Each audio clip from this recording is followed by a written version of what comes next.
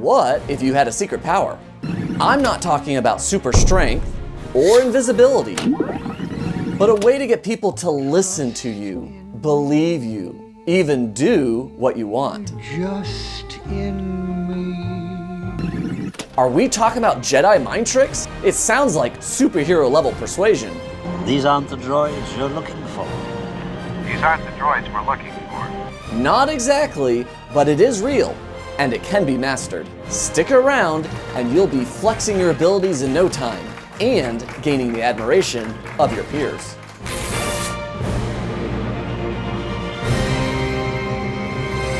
Have you ever tried to convince your parents to buy you something?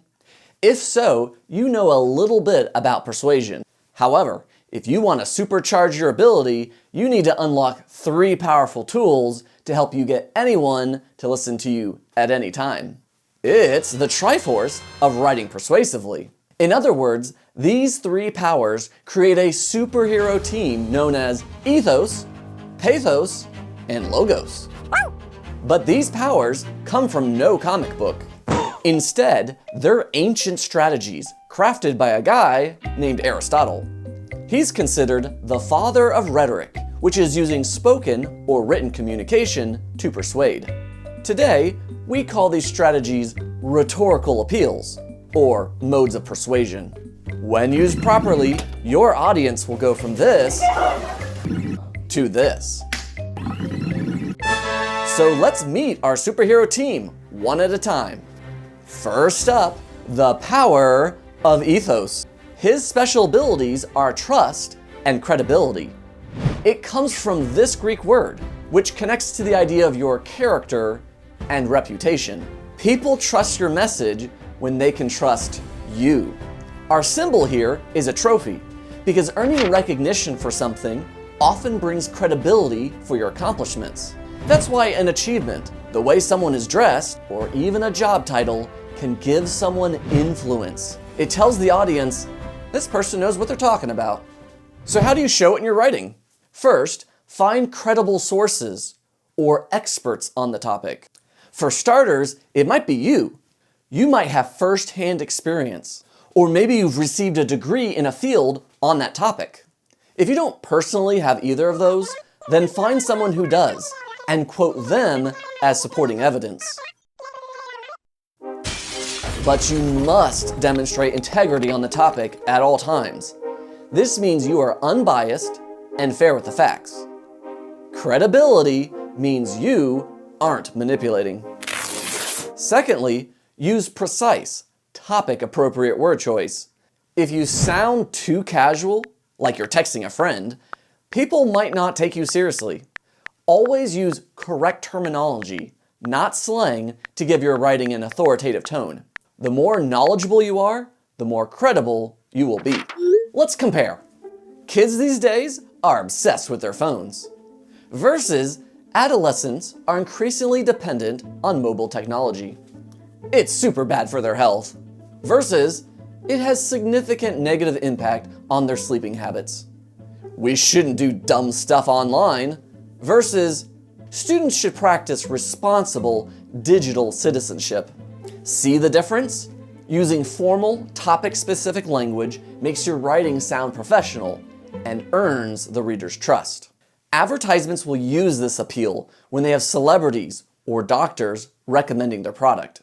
Just having someone dressed in a lab coat can give them an appearance of credibility, whether it's true or not. Ethos is all about being the expert or finding the expert. But relying on it exclusively might make your message a little stiff or unrelatable. To help us out, we need another power, which is the Power of Pathos. Her special abilities are emotion and connection. It comes from this Greek word, which means experience or emotion. Our symbol is a heart, because if your audience feels something in your message, that can drive action. What are some ideas that evoke feelings? Family, love, and perseverance can really help sell a message. You'll see this used in commercials when a family is smiling together, or if there's any type of cute animal, like a puppy. Timing is important with pathos.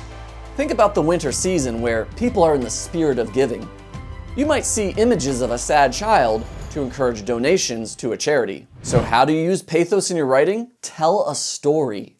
Instead of saying homelessness is a big problem, find a real story about a real person. Use the story to help illustrate the point you are trying to make. For example, Marcus hasn't slept in a real bed for months. Each night, he curls up in the back seat of a rusted out car, clutching a worn out backpack like it's a pillow. This story might bring a new light to your audience beyond the facts. It speaks of our humanness at heart and asks the question, what should be done to help Marcus? Next, tap into shared experiences. Think about what your reader has felt before. Being left out, winning something big, missing someone. Use those shared feelings to build a connection with your reader. Pathos isn't about making people cry. It's about making them care. However, if you rely solely on this power, people may be moved in the moment, but upon further reflection, might find your message a little empty. Furthermore, they might believe you've been manipulating them, which is not good. Last but not least, the power of logos. This one is all about logic and facts. It comes from the Greek, which means word or reason. And let's be honest, sometimes your audience just wants proof.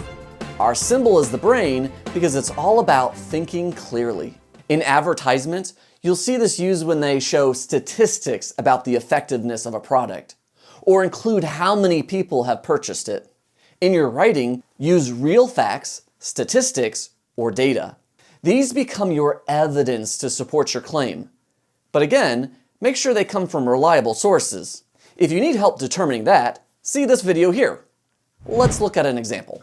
About 1/2 of teens spend more than 4 hours of screen time a day.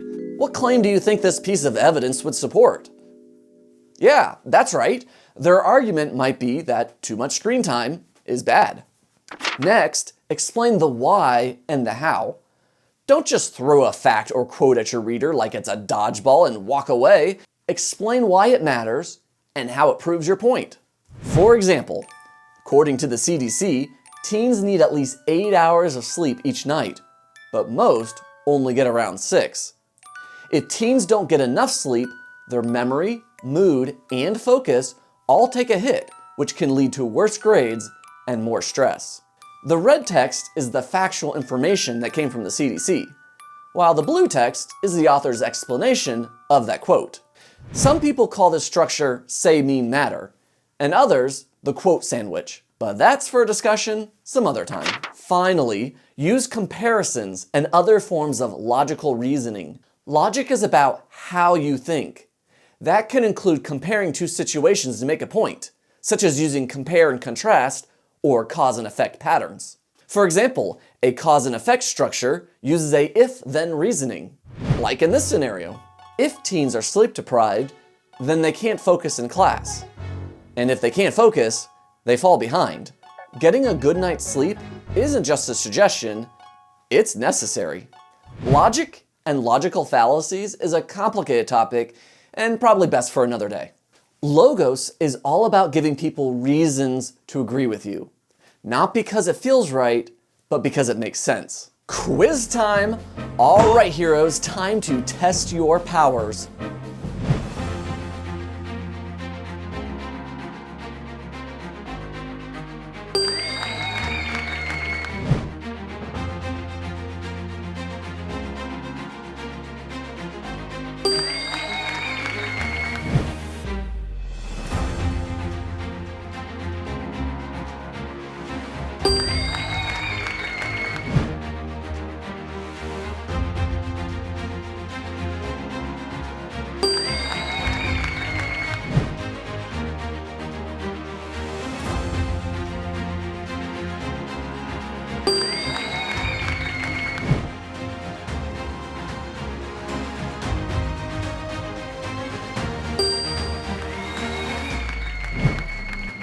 Congratulations!